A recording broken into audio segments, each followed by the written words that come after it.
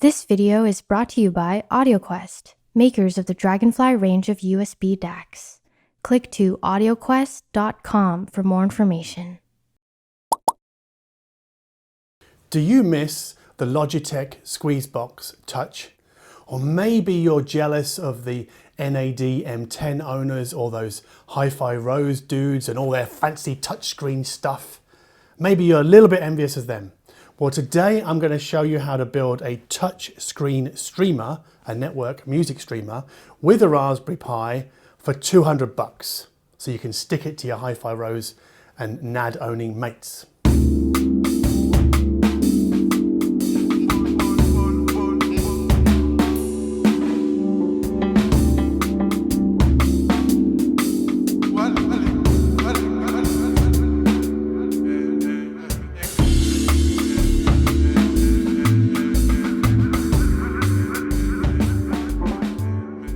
Now for this build, you can use a Raspberry Pi 3 or 4.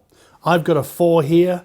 We've seen this many times before. I made several videos about the Raspberry Pi, so I recommend you go and check out my beginner's guide to Raspberry Pi in audio. So we need one of these, obviously. We also need the official, and I mean the official 7-inch touchscreen from Raspberry Pi. So there are many different touchscreens available over on Amazon and eBay, but you want the official 7-inch touchscreen from Raspberry Pi, otherwise this will not work. And then we will need a micro SD card to put our operating system on. I'm not going to show you how to put that on here today. Just know that I use an app called Balena Etcher. That's also in my beginner's guide to Raspberry Pi video. And then we need a case to wrap it all in. This is a fairly simple case. To power it, we're going to need 2 power cables. We're going to need a micro USB and a USB-C. The micro USB is for the screen. This one is for the Pi itself. I'll get into why you need separate ones in a bit. And then lastly, we're going to need a USB-A cable. This allows us to connect our Pi to our external DAC. So this is the back of the touchscreen. I've got it laid on a soft surface here so as not to scratch it. I've also added 4 screw risers already ready to put the Pi on top. Before we do that, this ribbon cable comes with the Pi touchscreen. We've got to attach that to this little connector here. We have to pull out these little black grommet clips here, and then we just insert it in here. Clip, clip, and that should be fairly secure. You have to make sure you have the blue writing on the outside. And then what we can do now is we can add our Pi. Now this ribbon cable is going to attach here, so make sure that that's at this end here.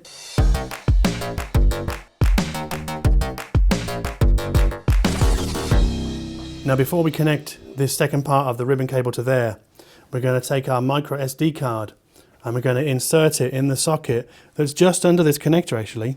So if I just pick it up like this, it goes in here like that. So now we're going to attach the second end of our ribbon cable. I'm going to turn it around so you can see it a bit better.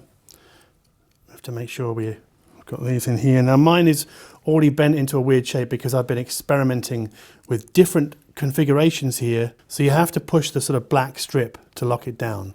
So it's definitely in place. It's secure here, secure here. And what this does is it allows the screen to talk to the Pi. Now when it comes to power, you will see on other guides and other videos how we should use these cables to send power from the screen to the Pi using these connectors here and here. We don't need it. We don't need it because we're going to power our Pi and our screen independently. That's why we have the USB-C and the micro USB cable. So now I've got this secured in here, this one secured in here, and the micro SD card in there. And now we're ready to put it in its case. This is our case here. We need to make sure we've got the socketry here lined up with the socketry on the Pi here. So what I tend to do is just put it on here. This actually, the back comes off this. I'll take this off for a moment. I do this because I don't want to I just got to be careful with this ribbon cable not to sort of damage it. I lift it up and then I'm going to go and try and align those things in there. I think I've got it there actually. Yep. Just put that down carefully. And I've got 4 black screws here I'm going to screw in just to secure it. Talk amongst yourselves. Now obviously you can see that if we want to change the operating system, which we will do later, then you have to sort of undo all of this. And then I just carefully put this clip on the back, being careful not to pinch my ribbon cable. So now we're ready to plug this in and hook it into the network, connect it to a DAC, and yeah, do the software setup.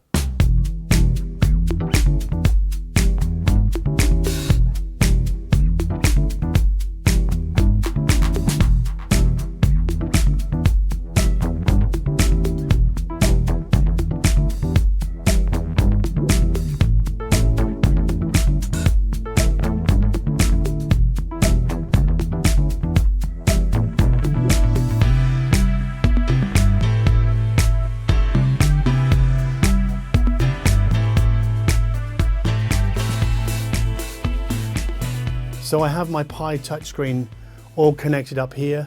So basically the red cable powers the screen, the black and grey cable powers the Pi, and then I've got a green cable connecting the USB output of the Pi to my topping DAC, and I also have the Ethernet connected.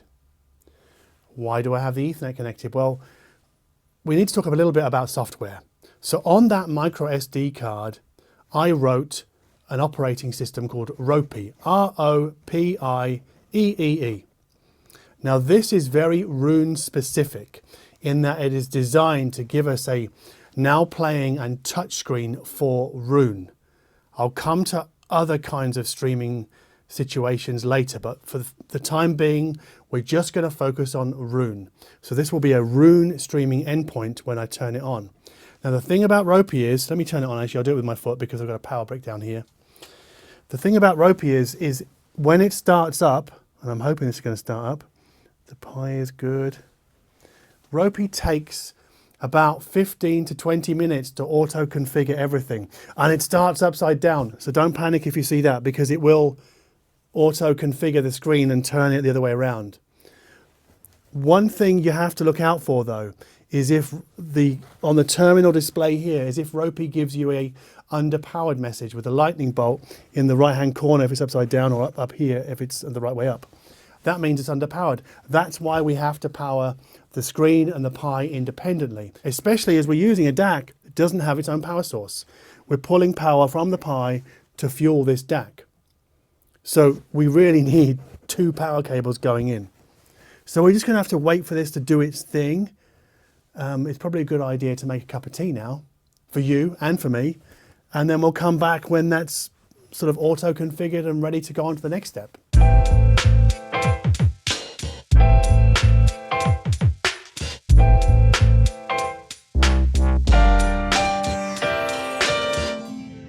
So RoPieee has done its auto configuration thing. It says connection failure. Don't panic, nothing to worry about. What we do need to concentrate on is this IP address here. We need to write that down because we're going to type it into a web browser on a computer to access RoPiee's configuration page. So we've got the IP address here. It's given us RoPiee's configuration screen. If we want to activate Wi-Fi, we can. We go to the network tab, enable wireless, and it will ask us to plug in our Wi-Fi network's details. I'm not going to do that. What I am going to do is click on display over here. What we need to do is we need to give our player a name. I'm going to call it Pi Fi Darko. And then we need to click apply, and then we go to Roon, because we need to tell Roon to connect to the Pi. And we have to use something called extensions for that. So we go to the extensions in the settings and we enable, you see we've got this RoPieee extension here, over on the right here, we enable it. Let me just go to audio. Okay, we're going to call this Pi Fi Darko in here, enter on that. And you can see that RoPieee now sees it over on the display over there. So basically you have to make sure that the name you give your Roon Ready endpoint, the Pi, is the same as in the display settings of RoPieee.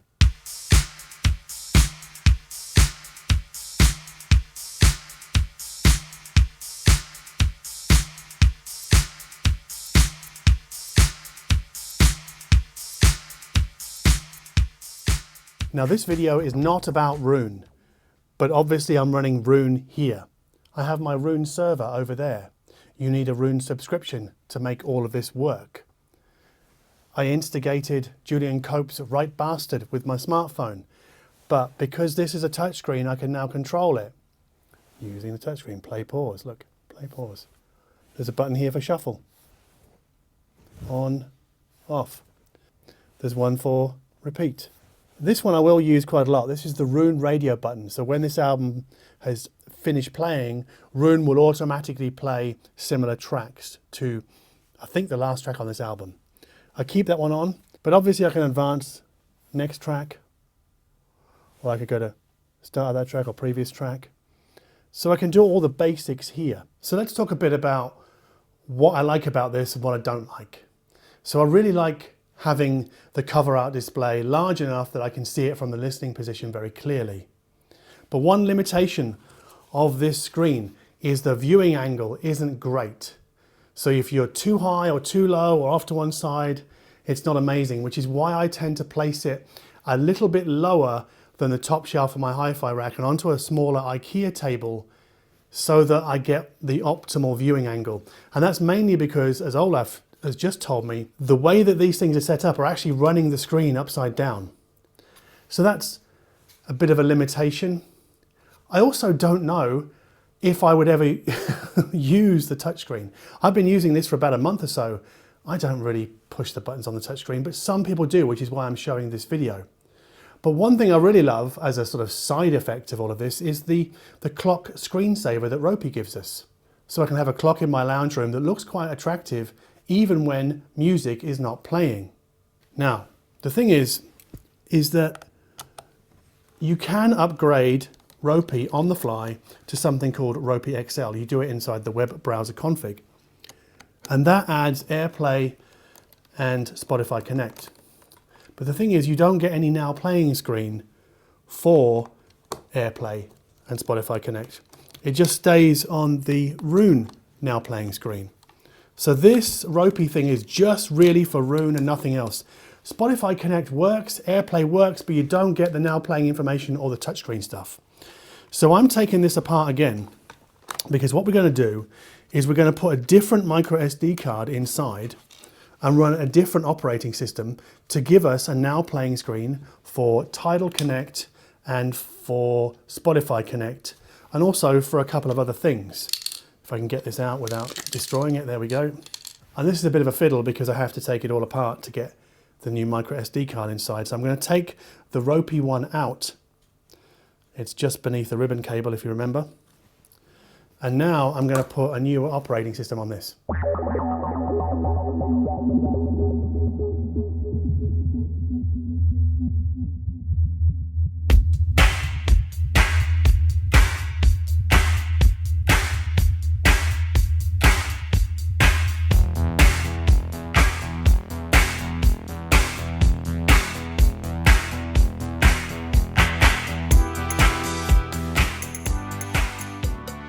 So when Volumio first boots on the Raspberry Pi touchscreen setup that we've got over there, it does give us an IP address, but everything's upside down. And we have to correct that first in Volumio's web interface. There's the IP address, English next. Give the name of my device, Volumio is fine for me. Select your output, D10S, that's my topping DAC, USB. I'm not going to do Wi-Fi now. Now this is where I have to log into my Volumio to get access to Tidal Connect, Cobas integration, things like that. So I'm now logged into my Volumio account. The subscription fee is not too dissimilar to Roon, so you have to choose which one of these you prefer. I'm going to click plugins. Now before I go through any of the music plugins like Roon Bridge and Spotify Connect, we need to go to System Hardware and activate the Touch Display plugin first.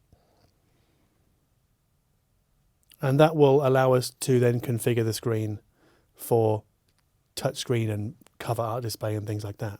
So we enable that. So with this plugin enabled, we have the touchscreen display activated on our Volumio install on the Pi, but the problem is it's all upside down.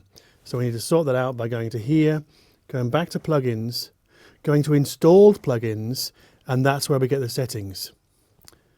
And then we got the timeout, and then there's somewhere here for orientation. Here we are, rotate screen by. And we want to do a full 180.